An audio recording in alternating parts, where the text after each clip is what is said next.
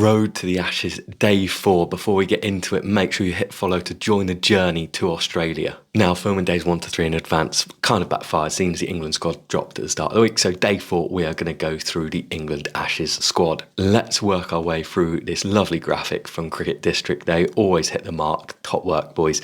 So starting off, obviously, Stokesy, captain, is always going to be in there. Joff, I think everyone expected him to be in there, barring obviously any injuries. Gus Atkinson, kind of the same.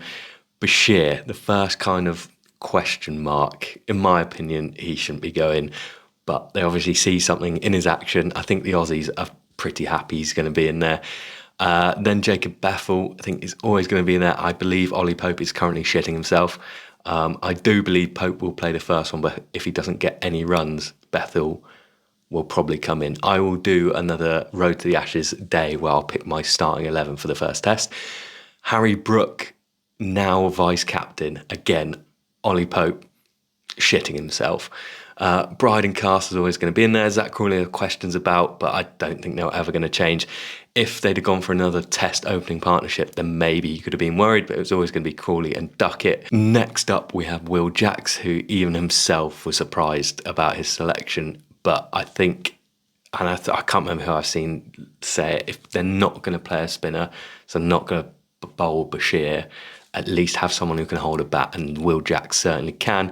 Obviously, the kind of batting all-rounder who bowls a bit of spin, Bethel, Root kind of do that job as well. So obviously they'll share round overs.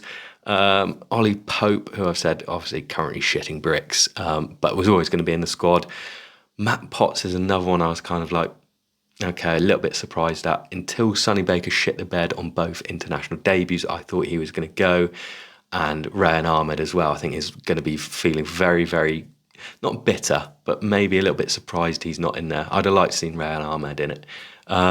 Joe Root obviously nailed on, Jamie Smith nailed on. Josh Tongue, another one I kind of, I'm not surprised at it, but there was definitely a test, I think, against India where he sprayed it round everywhere, but has currently just won the county champ with Notts. I watched him bowl against Surrey on a live stream and he was unreal. So yeah, fair enough. And he uses B3 as well. Use code AJL10 for 10% off. And then the final spot is obviously Mark Wood.